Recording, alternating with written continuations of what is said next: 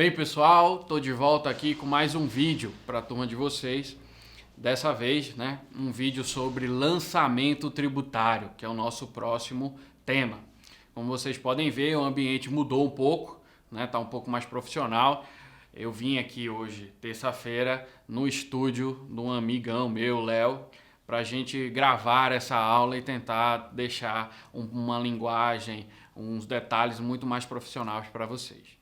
Eu sei que é difícil, A gente está passando por um momento de muito pânico na sociedade, E, enfim, uns estão menos apreensivos, outros estão mais apreensivos, mas o fato é que a gente pode otimizar isso, a gente pode fazer com que essa circunstância possa ser um ganho para a gente.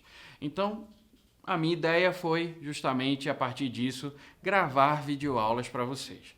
Além disso, vocês podem também no Classroom acessar alguns textos, de leitura complementar para ajudar na compreensão dos temas que eu venho falando aqui. Bem, vamos lá.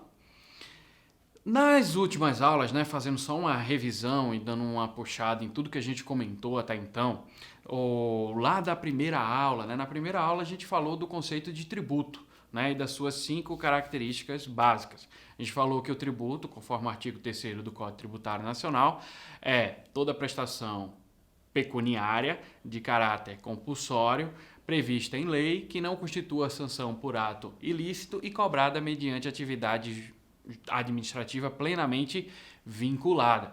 Depois disso, a gente avançou na matéria e viu que o conceito de tributo comporta ou ainda uma subdivisão em 5 espécies tributárias. A gente viu os impostos, as taxas, as contribuições de melhoria, os empréstimos compulsórios e as contribuições.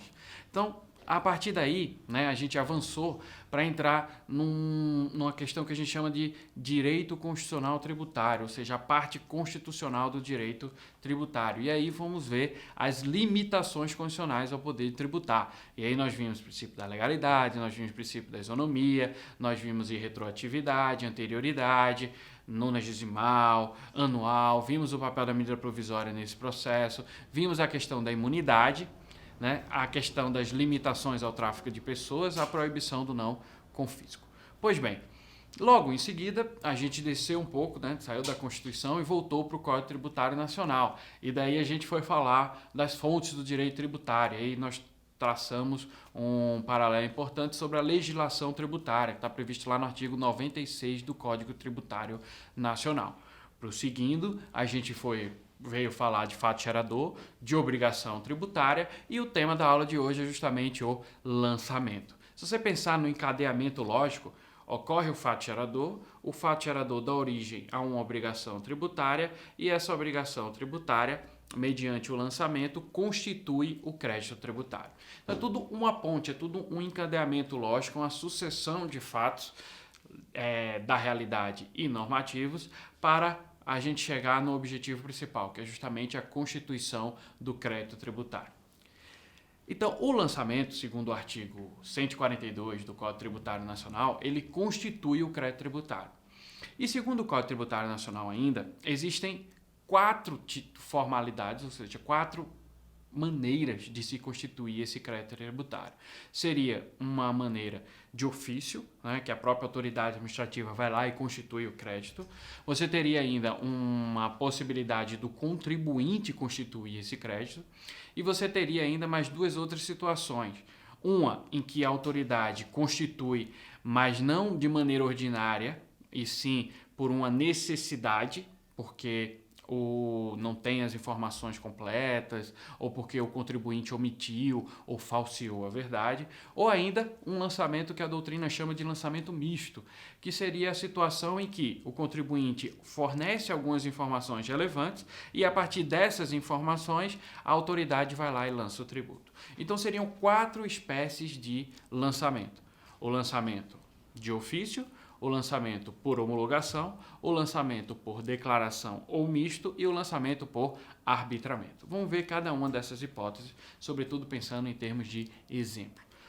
São 4 espécies de lançamento. Lançamento de ofício, por homologação, por declaração e por arbitramento. Então veja, O lançamento de ofício, né, pensando até em termos de exemplo, a gente pode pensar o seguinte, olha, quando eu estou pensando, por exemplo, no IPVA, no IPTU, o que acontece?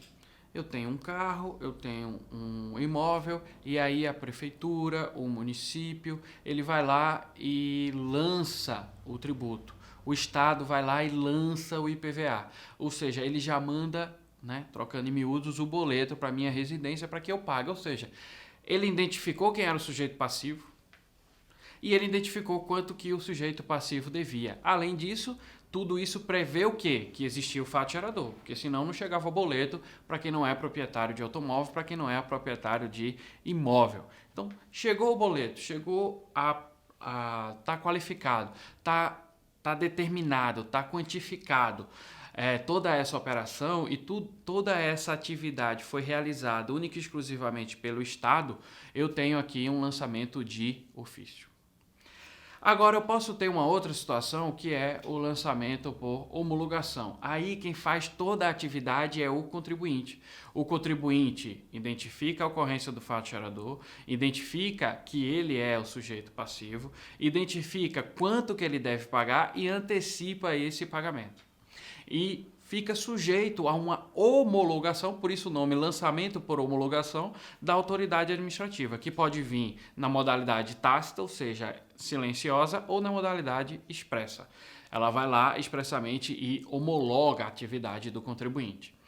Esse tipo de lançamento, né, é muito criticado hoje, na atualidade, porque você deixa ao contribuinte toda a tarefa que seria, a princípio, conforme o artigo 142 do CTN, do próprio Estado, é atividade privativa do Estado. Se é atividade privativa do Estado, como que o contribuinte lança por homologação esse tributo? O que acontece é que a legislação coloca essa tarefa ao contribuinte e coloca a tarefa ao Estado de simplesmente homologar ou não esse lançamento.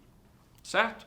Então, com isso, a gente já tem duas modalidades de lançamento em mente: o lançamento de ofício e o lançamento por homologação. Eu disse que são 4, então ainda falta falar de mais duas: o lançamento por declaração e o lançamento por arbitramento.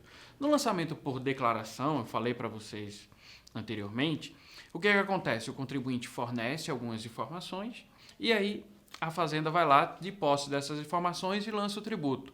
Pensa no ITBI, que é o Imposto de Transmissão de Bens Intervivos.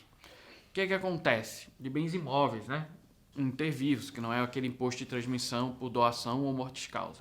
O que acontece? Imagine que você vai comprar um imóvel, ou comprar um apartamento, resolve comprar um apartamento, paga o preço do apartamento e vai ao cartório para ver a transferência do bem. Quando você vai ao imóvel para ver a transferência desse bem, o que acontece?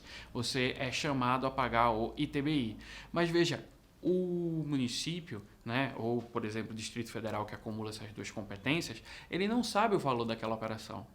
Então, ele precisa que você forneça essa informação. A partir do momento em que você fornece essa informação, ele aplica a alíquota, identifica o sujeito passivo e lança o tributo. Então, o lançamento do tributo, ele é oficial, mas ele necessariamente depende de uma declaração do contribuinte. Por isso que alguns doutrinadores chamam de lançamento misto, que seria uma conjugação de atividades. O contribuinte fornece a informação e a autoridade fazendária vai lá e lança.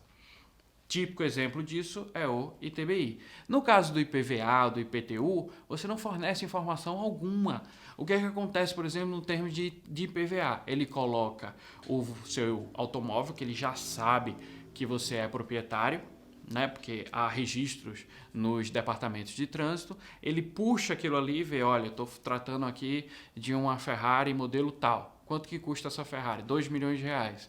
Então eu vou lá na tabela FIP, uma Ferrari nesse valor, nesse ano, custa 2 milhões de reais e o IPVA custa, sei lá, 50, 60 mil reais, que é justamente a aplicação da alíquota sobre o valor do automóvel. Ah, mas a minha Ferrari vale mais ou vale menos, não importa. O que importa é uma tabela FIP que eles consideram como padrão, como base de cálculo para lançamento.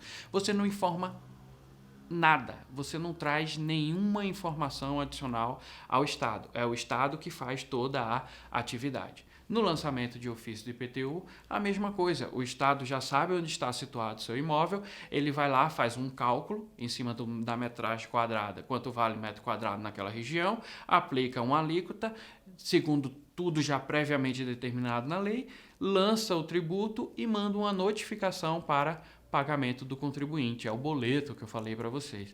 Então, o lançamento de ofício, né, ou por declaração, é o Estado que lança. No por declaração, o contribuinte necessariamente tem que fornecer algumas informações. No de ofício puro, você não tem essa necessidade.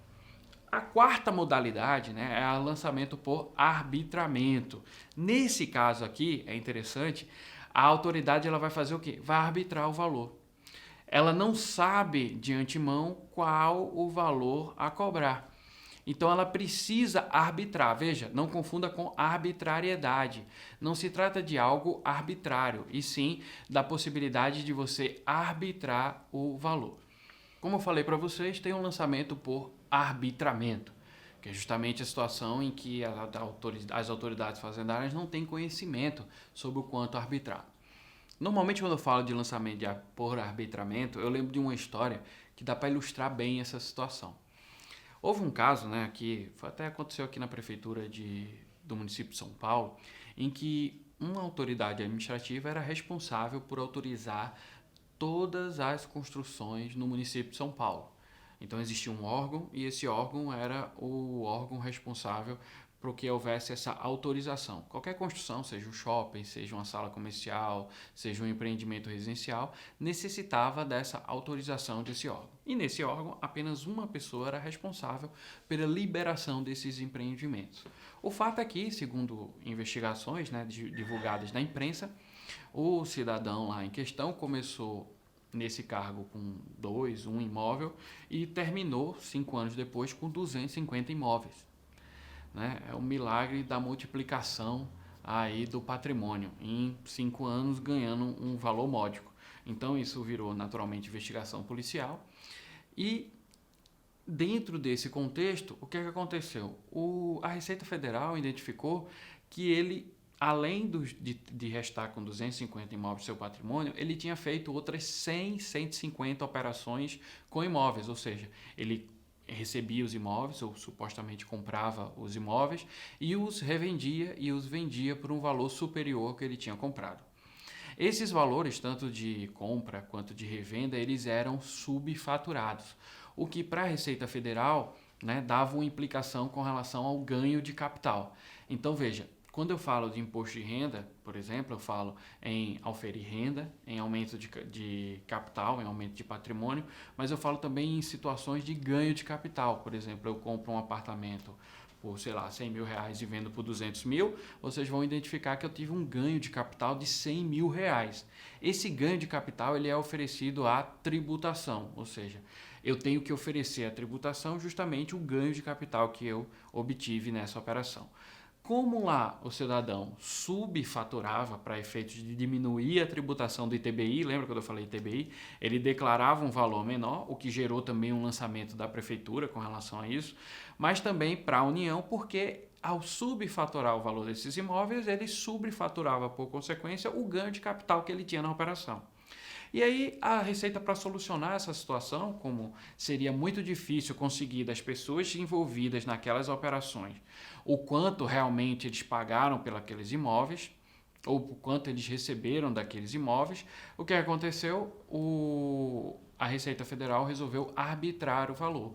Contratou, né, uma empresa de corretores de imóveis para aferir, naquelas circunstâncias específicas, daqueles 100, 120 imóveis, qual o valor real que deveria ter sido aquela operação. Veja, isso vai corresponder necessariamente à realidade? Não.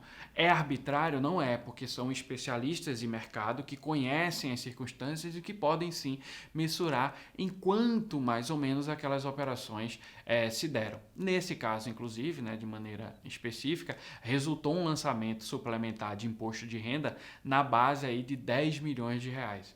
Então foi um valor extremamente substancial que não tinha sido oferecido à tributação. Veja, uma hipótese de lançamento por arbitramento. Teve um outro caso interessante, né, aconteceu no interior do Brasil, de empresas que atuava no setor de alimentos, e ela, ao apresentar a declaração do imposto de renda dela, no qual deveria constar o faturamento, a receita e o lucro, inclusive para efeitos de tributação de outros contribuições, como por exemplo PIS e COFINS, CSLL e o próprio imposto de renda, a empresa apresentou aquela declaração zerada, como se ela não tivesse nenhum faturamento, nenhuma receita.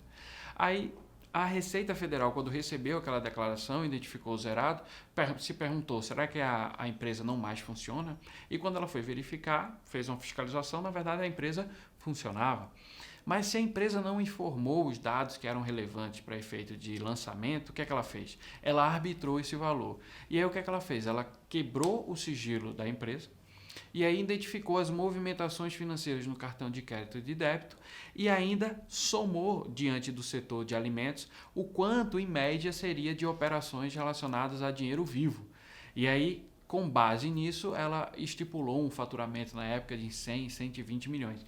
Então, a empresa tinha declarado zero desse faturamento, na verdade, tinha um faturamento arbitrado de 100, 120 milhões. Poderia ser que ela tivesse um faturamento de 100, de 90, poderia ser, mas foi um arbitramento. Não foi arbitrário porque considerou algumas circunstâncias que davam, sim, um efetivo, vamos dizer assim, uma proximidade real do que de fato aconteceu em termos de movimentação daquela empresa naquele ano fiscal lá.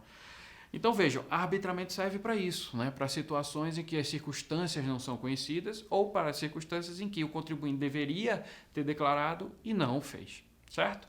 Então, de maneira resumida, nós temos 4 tipos de lançamento. Nós temos o lançamento de ofício, a autoridade fazendária faz tudo, ela identifica a ocorrência do fato gerador, identifica o sujeito passivo e calcula quanto que é o montante devido. Nós temos o lançamento por homologação, em que você inverte isso, ou seja, o próprio contribuinte realiza todas as atividades, ele identifica a ocorrência do fato gerador, ele identifica quem que é o sujeito passivo, identifica quanto que deve pagar e antecipa o pagamento. Nós temos uma terceira modalidade, que é o lançamento por declaração. Aí o contribuinte, ele identifica o fato gerador, informa a Receitas estadual, municipal, federal, uma informação que é relevante, que é necessária, que é condição para que haja o lançamento, e a Receita vai lá e lança. E a quarta modalidade, o lançamento por arbitramento, no qual a Receita pode arbitrar, diante de falta de informações necessárias, o quanto que é devido naquela hipótese. Então, com isso, a gente encerra as possibilidades de lançamento. Só lembrando, o que acontece no fenômeno tributário? Eu tenho o fato gerador, que é a junção entre a hipótese de incidência e o fato imponível. Isso dá origem a uma obrigação tributária, que pode ser de natureza principal, a obrigação de pagar, ou de natureza acessória, a obrigação de fazer e não fazer, no interesse da fiscalização da arrecadação de tributos. Em seguida, mediante o lançamento, essa atividade, esse fato da realidade, ele é juridicizado, e isso dá origem a um crédito tributário, porque o lançamento ele constitui o crédito tributário. Esse lançamento, como visto, pode ser de 4 modos diferentes. Em seguida, a gente vai ver justamente qual o caminho desse crédito tributário agora, se ele pode ser extinto, se ele pode ser suspenso, se ele pode ser excluído, certo? Que é objeto do nosso próximo vídeo. Um abraço, gente.